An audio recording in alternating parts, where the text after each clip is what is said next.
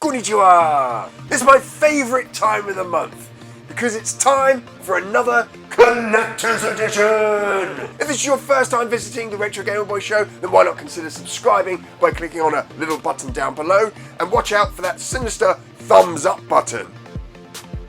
It's been a great month again for collecting Mega Drive games, with some of my most favourite games being added to the collection. So let's not hang about, let's get into another Collector's Edition. My name's Mike, and this is the Retro Gamer Boy Show.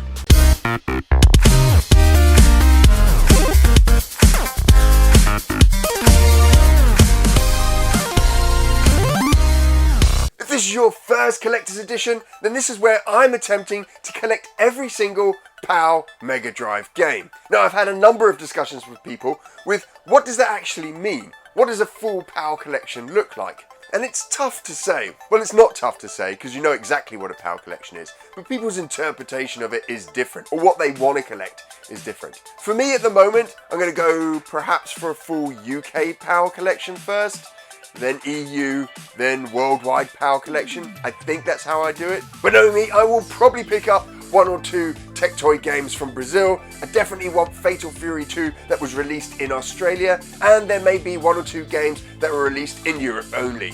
So I guess everything?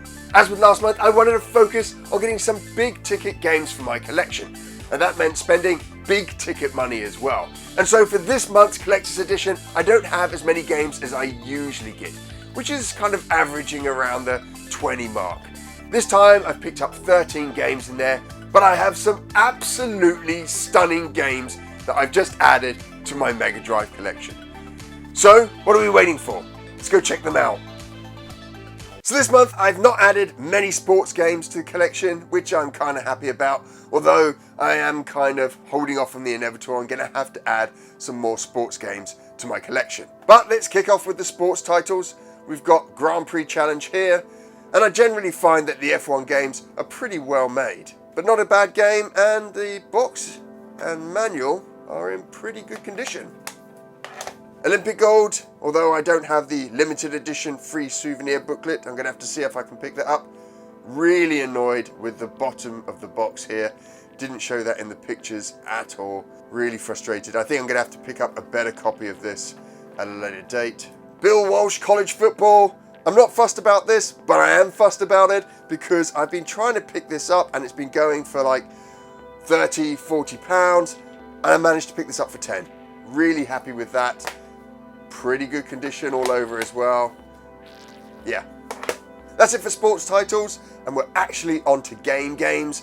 The first here, Ariel the Little Mermaid, and one of the sub-collections I'm going to try get is all the Disney games. And I'm not far off, I think I've got about 4 more to collect. But this one plays a little bit like Echo the Dolphin.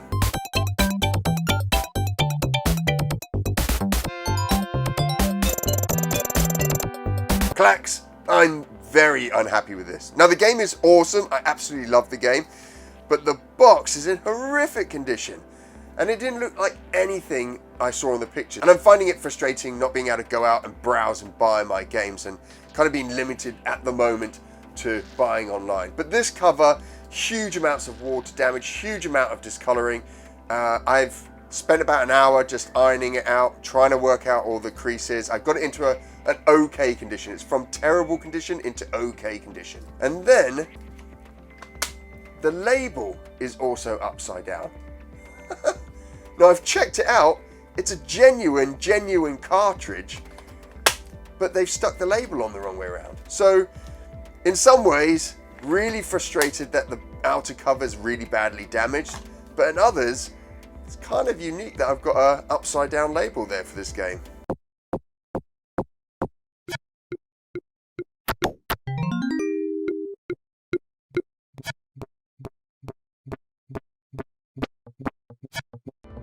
Columns, 3D balls, the battle of the balls. Now I played this around a mate's house when it first came out, and it was okay. At the time, the marketing around this game was all about how this was like the Virtual Fighter for consoles. And whilst it did have that kind of rotation element to it, it was nowhere near Virtual Fighter.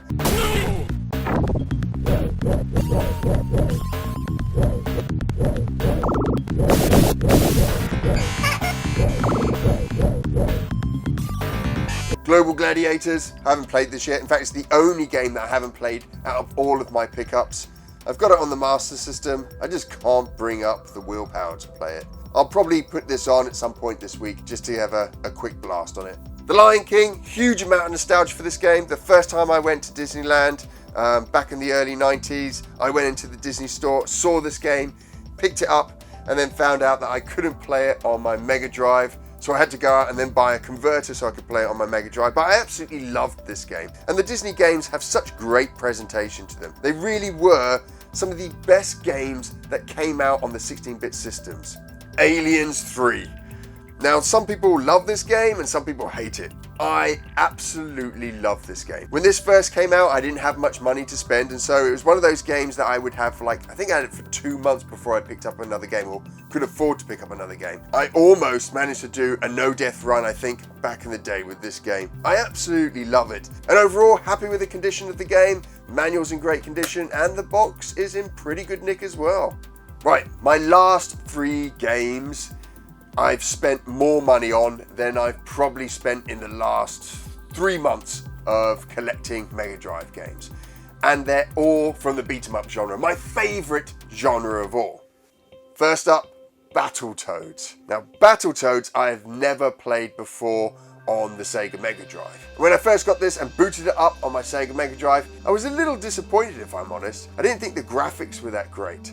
But as I went through the gameplay in it was absolutely stunning. There's so much variation in it, and it gets freaking hard as well. Now, I found out that the Mega Drive version of the game is actually a NES port, so that's why the graphics weren't that great on the console.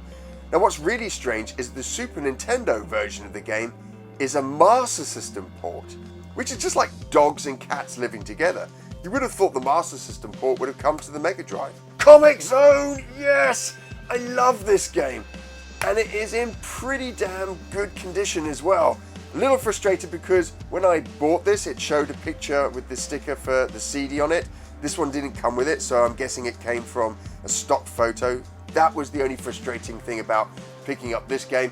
But this has to be one of the best looking Sega Mega Drive games. At the time, it really felt like I had a Neo Geo-esque beat 'em up on my console.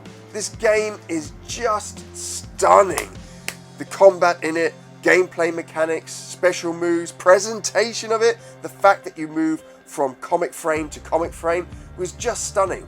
I have no idea how they managed to achieve this amazing technical feat on something like the Mega Drive. But really happy to add Comix Zone to my collection. I've just been playing it non-stop. I absolutely love this game.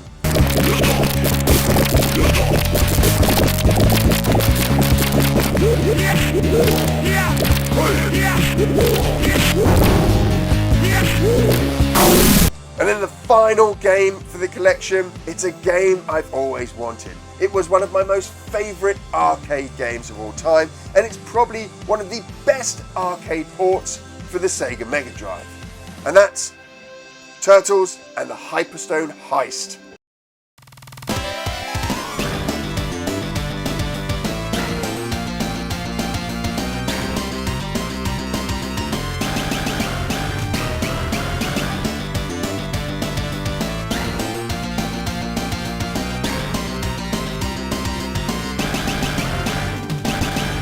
Game isn't a 100% port of the arcade game, but it's pretty damn close.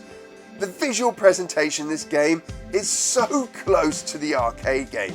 The same with the audio in it. And the combat in this, apart from being a little sluggish, is almost identical to the arcade system. Now, you probably are better off than getting the US version of this game and having it run at 60 Hz, but this was a stunning pickup for me. A really expensive pickup for me, but stunning nevertheless. And I cannot tell you how happy this makes me to have this game in my collection.